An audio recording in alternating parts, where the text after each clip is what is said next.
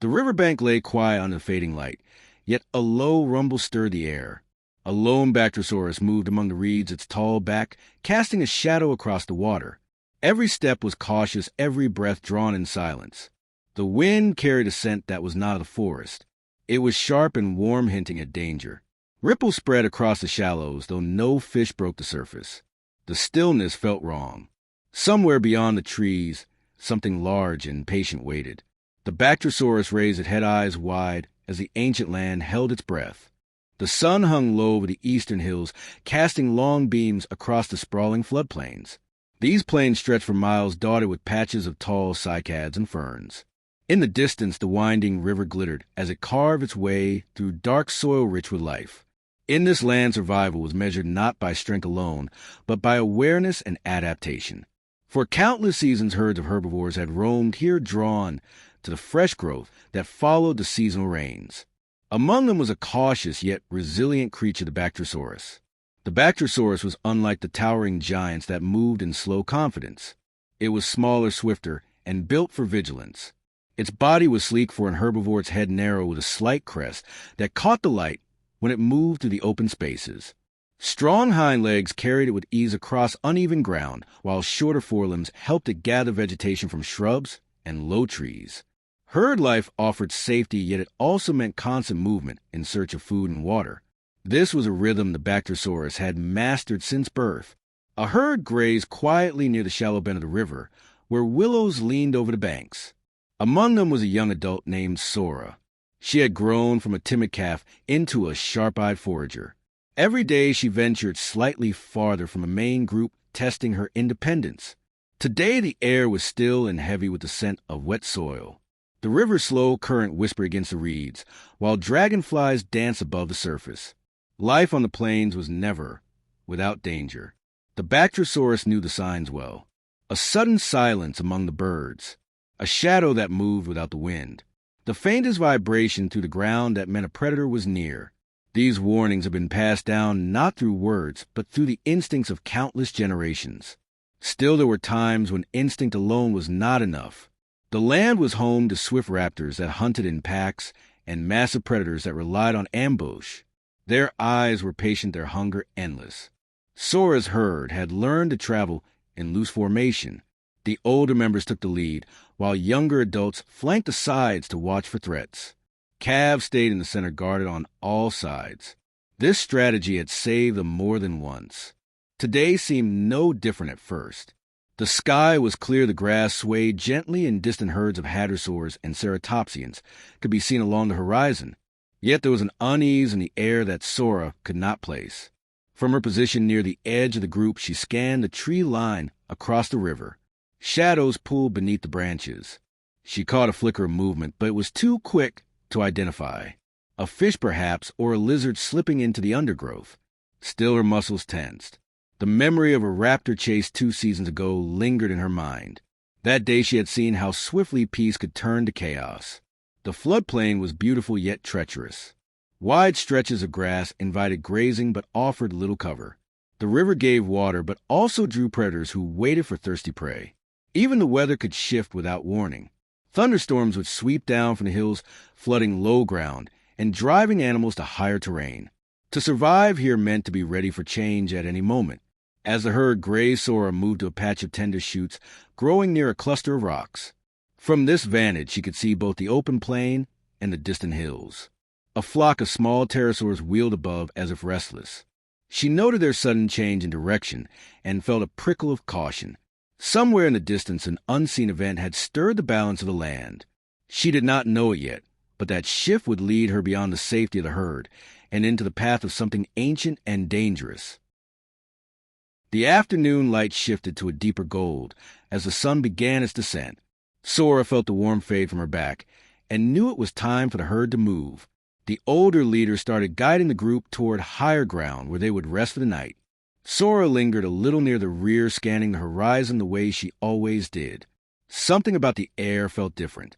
It was not just a cooling temperature, but a strange pressure that seemed to settle over the plain.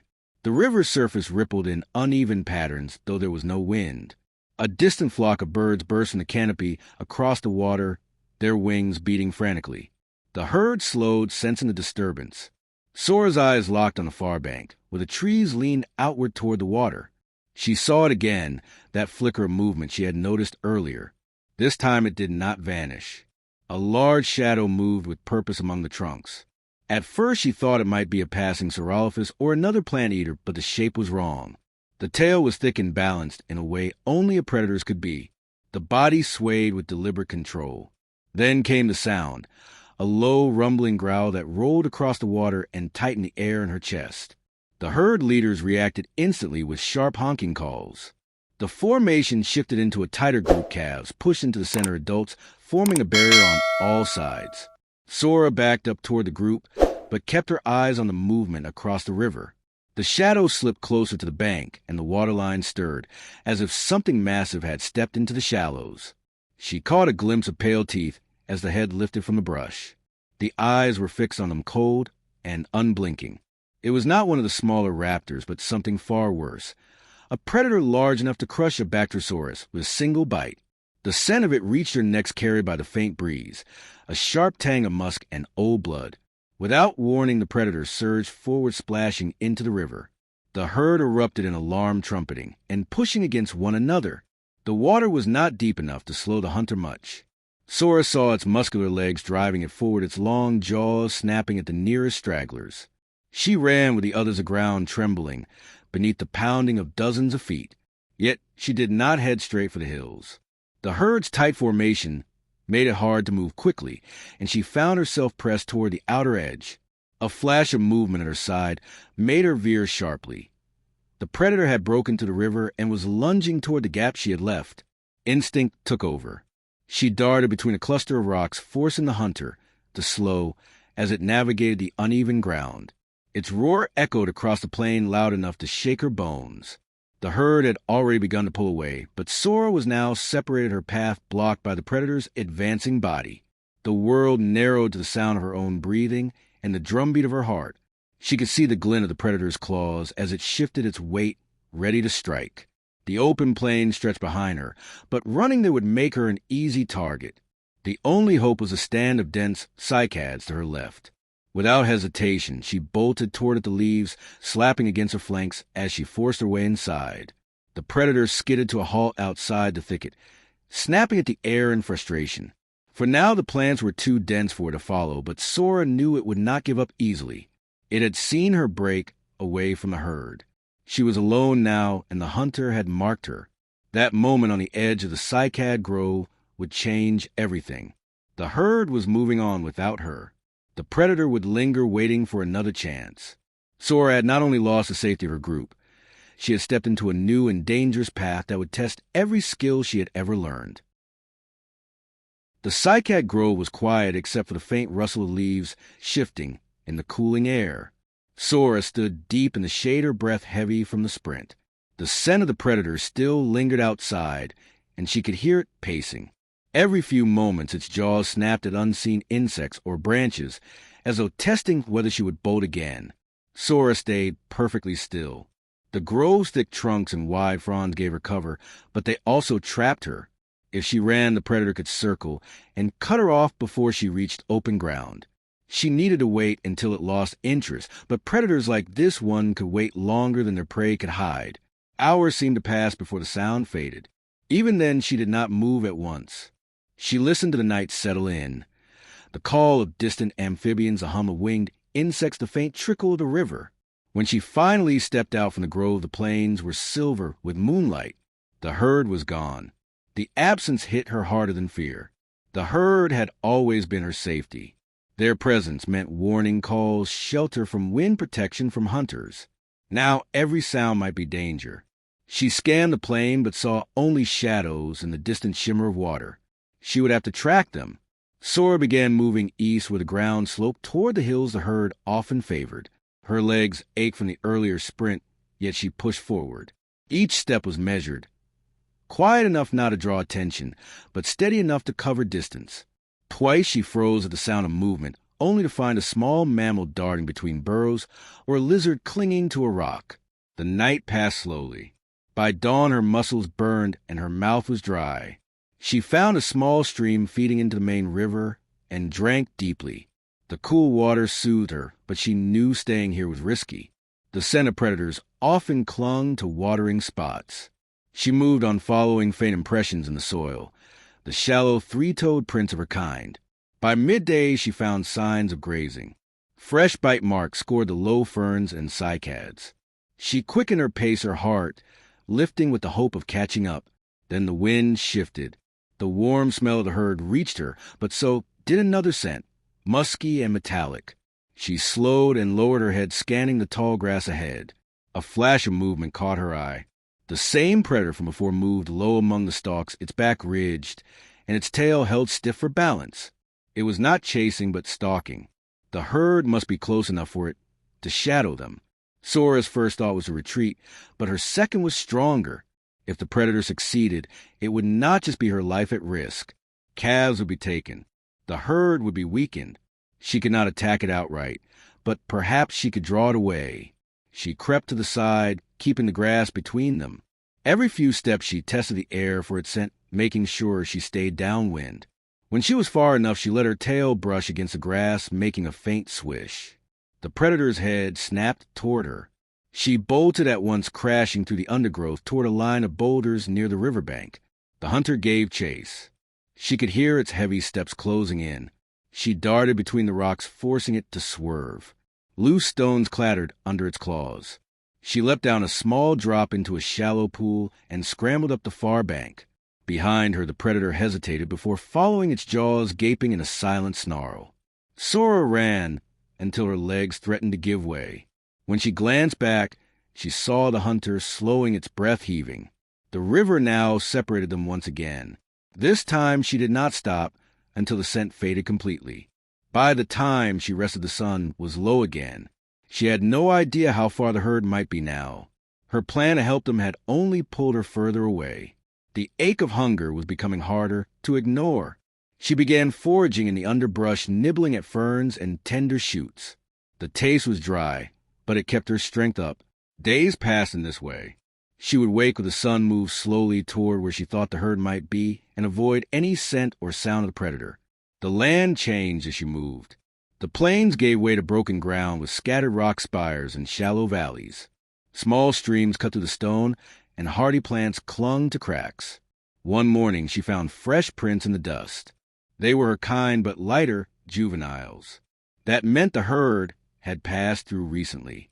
She followed the trail eagerly until she reached a wide, open stretch of land. The sky darkened unexpectedly. Thick clouds rolled in, carrying the smell of rain. When the storm broke, it was sudden and violent. Rain pounded the ground, turning dust to mud. Lightning split the sky, followed by deafening thunder. Sora struggled to keep moving, but the ground became slick. She sheltered under an overhang until the worst passed. When she stepped out again, the world had changed. Small streams had swollen into rushing flows, cutting across her path. The scent of the herd was washed away. Worse, the rain had brought other predators out to hunt. She could see their tracks along the softened ground. That night, she heard the predator again. Its low call echoed from somewhere in the rocks. She kept moving toward higher ground, hoping to find a vantage point. From a ridge, she spotted movement far in the distance, a cluster of shapes grazing near a large fallen log. Relief washed over her. The herd. She moved toward them, but the wind betrayed her. The predator was between them, moving low across the slope. It was waiting for the right moment to strike. This time Sora did not think. She gave a sharp alarm, called the sound ringing out across the ridge. The herd froze and then reacted, scattering just as the predator lunged. It missed its target by a fraction, snapping at empty air. The chase was chaotic, calves running in all directions, adults circling back to shield them. Sora plunged into confusion, using her bulk to shove a calf away from a hunter's path.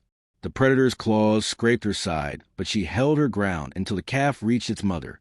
The herd regrouped on the far side of the slope. The predator paced but did not attack again. Eventually it turned away, slipping into the rocks.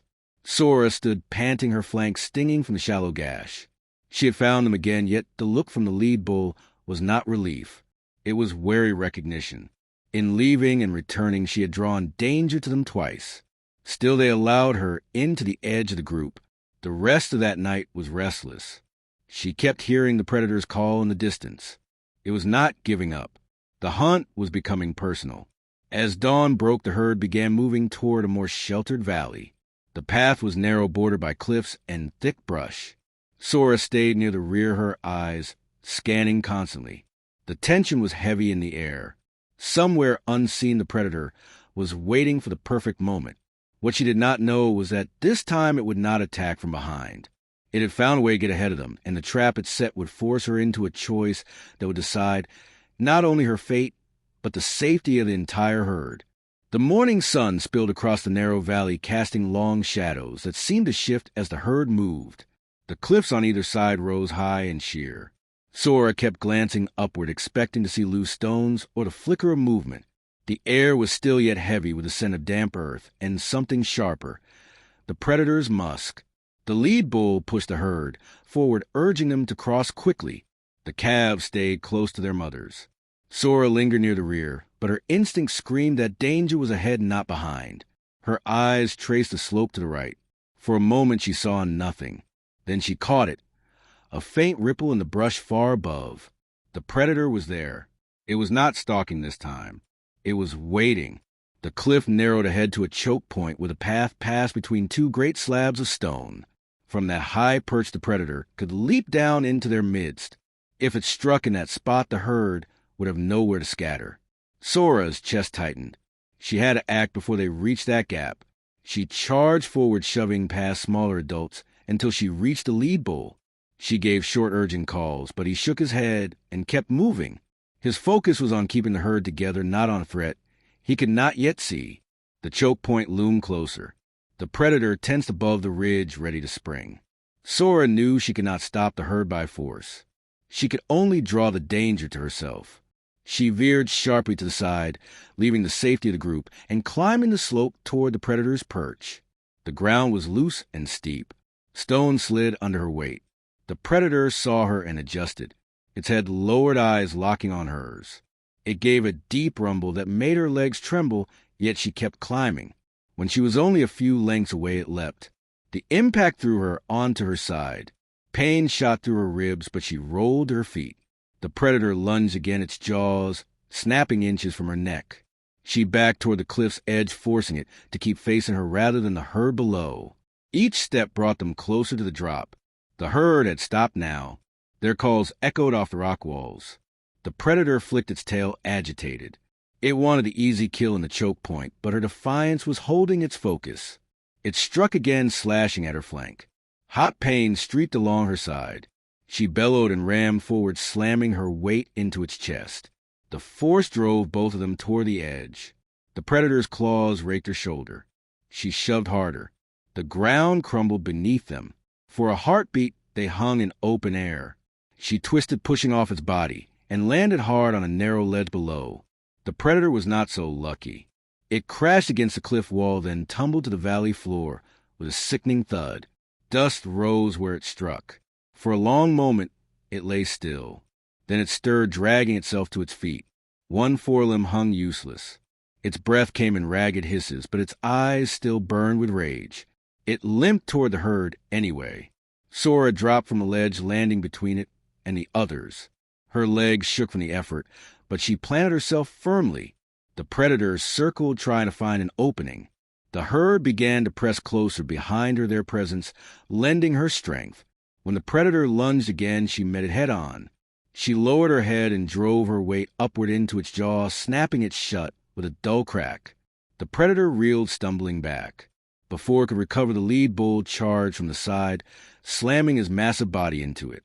The predator collapsed in the dust. Its chest rose and fell once, twice, then stilled. The valley was silent, except for the harsh sound of the herd's breathing. Sora stood frozen for a moment, barely believing it was over. Blood trickled down her flank, and her muscles ached, but she was still standing. The lead bull gave a low rumble of respect. The herd moved forward past the fallen, hunted their steps careful and steady. Sora followed at the rear once more, but this time there was no distance between her and the others. The danger had passed, yet she knew the valley would always hold a memory of that fight. She had faced the predator alone and lived, but more than that, she had given the herd the space they needed to survive. As the sun climbed higher, They left the cliffs behind, entering a wide green plain. The air here was clean, the wind carrying only the scent of grass and distant water. The long struggle had ended, yet the path ahead was still unknown. For now, though, they were together again, and that was enough. The valley grew quieter with every step. The shadow of the cliffs was behind them now, and the open plain stretched far into the distance. The sun warmed their backs, and the air no longer carried the heavy scent of the predator. Sora's muscles still ached from the fight, but each step felt lighter than the last. The calves moved close to her now. They touched their small heads to her legs as they passed, as if to check that she was real. Mothers gave low, grateful rumbles.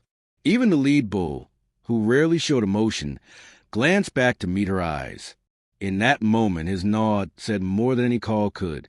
The herd moved at a steady pace toward the distant line of trees where water would be found. The grass swayed in a gentle breeze. Every sound was sharper in the quiet. The thud of their feet, the soft rustle of leaves, the far cry of some bird above. Sora stayed near the middle of the group now. The position felt strange. She had spent so much of her life on the edges where danger was easier to see. Now the herd itself felt like a shield around her. The young one stayed close, following her movements as if she had always been their guide. Her wounds still stung. Dried streaks of blood clung to her side where the predator's claws had raked her. Each step sent a dull ache through her ribs. Yet the pain also reminded her of what she had survived. She had not just escaped. She had fought and endured. They reached the tree line as the sun began to sink lower. Long shadows stretched over the grass. The smell of fresh water drifted toward them, carried by the breeze. The herd quickened its pace, and soon the glint of a wide stream appeared between the trunks. The sound of flowing water was like a promise. At the bank, the herd drank deeply. Some waded into the shallows, letting the cool water wash over their legs. Sora stepped in slowly, the chill easing the soreness in her muscles. She lowered her head to drink and felt a refreshing rush fill her. The taste was clean, free of the dust and tension of the valley. Birds chattered above in the canopy. Somewhere nearby, a small reptile splashed into the water and vanished under the surface. Life here felt untroubled, untouched by the struggle they had left behind. When night came, the herd settled in a wide clearing near the stream. The moonlight spilled across their resting forms. Sora lay near the calves and their mothers. The lead bull took his place at the far edge, a silent watch over them all. Sora closed her eyes, but sleep came slowly. Images of the cliff, the predator's leap, the impact, they played again and again in her mind. Yet with each memory came the sound of the herd's calls when they realized she had survived. That sound carried her deeper into rest. The night passed without danger. In the early hours before dawn, the mist curled above the stream, and the grass sparkled with dew. The herd rose together, stretching their limbs and shaking the sleep from their bodies. They would move on soon. The plain would lead them to richer feeding grounds. Sora felt a quiet strength within her. She had faced the most dangerous moment of her life, and emerged not just alive, but changed. She was no longer only a watchful shadow at the herd's edge. She was part of its heart now. As the first light touched the horizon, she took her place among them. The herd began to move once more, their steps sure and steady. Behind them, the valley faded into the distance, its cliffs hiding the story of a fight that would be remembered in silence, and in the way they stayed close together from now on. The morning sun climbed slowly, painting the plain in gold. The herd's shadow stretched long across the grass. Sora walked near the center, her pace even, her breath calm. The wind carried the scent of open land and faraway water. Each step felt like a quiet declaration that they had survived. The calves moved freely now, darting forward and then returning to their mothers. Their playful movements brought a sense of lightness that had been absent for many days. Sora watched them with a steady gaze. She remembered how small they had seemed against the predator's charge, and how their fear had pulled her into the fight without thought. The lead bull walked a short distance ahead. His powerful frame was marked with faint scars from many seasons. He stopped often to scan the horizon. Once or twice his eyes met Sora's, and each time there was a silent understanding between them, a bond forged not in comfort, but in survival. The land began to change. The grass grew thicker and greener. Small wildflowers dotted the ground in clusters. Insects hovered above the blossoms, their hum blending with the rustle of the wind. This was a sign they had been searching for, a shift toward richer ground and abundant food. When they reached a low ridge, the herd paused. From here the plain opened into a wide valley with a slow, winding river glinting in the sunlight. Beyond the river stretched groves of trees heavy with leaves. The sight drew a low, collective rumble from the herd. This would be their new place for a time. They descended toward the river in an unhurried line. Sora felt the warmth of the sun on her back and the cool breath of the valley rising to meet her. The calves broke into short runs, splashing into shallows before their mothers called them back. In the safety of the open riverbank, the herd spread out to graze. Sora moved to the edge of the water and lowered her head to drink. The reflection staring back was familiar yet different. The same strong body, but with eyes that held more weight. Her injuries were healing. The marks along her ribs would fade, but they would not vanish entirely. She did not mind. They were reminders of the day she had stood her ground. A soft sound made her lift her head. One of the younger calves stood nearby, watching her. It stepped closer until its small nose brushed her foreleg. The simple gesture was without fear. It carried trust. Sora lowered her head and gave a quiet rumble in return. The calf lingered for a moment before bounding away. The day passed in peace. The herd drank when they wished and grazed in the tall grass. The shadows of clouds drifted across the valley floor. Far in the distance a lone bird circled high above, its call sharp and brief before fading into the sky. As the sun sank, the herd gathered near the grove. The lead bull stood watch at one side, while the others settled to rest. Sora lay close to the calves, her head low but her senses sharp. She felt no weight of fear now, only the steady rhythm of life returning to its natural pace. In the fading light, the memory of the predator seemed far away, yet she knew the danger could return in another form on another day. This was the way of the world. Strength alone did not keep the herd safe. It was their unity, their instinct to protect one another, that turned survival into something more. Night came with a silver moon rising over the river. Sora closed her eyes and let the sound of the valley surround her, the soft splash of water, the gentle breathing of those beside her, the quiet whisper of wind through leaves. She had found her place, not just within the herd, but within the long story of their kind. The river would flow, the seasons would turn, and the herd would move again when the time came. But for now they had what they needed: grass, water, and the bond that had been strengthened by danger and loss. In that truth, Sora found rest.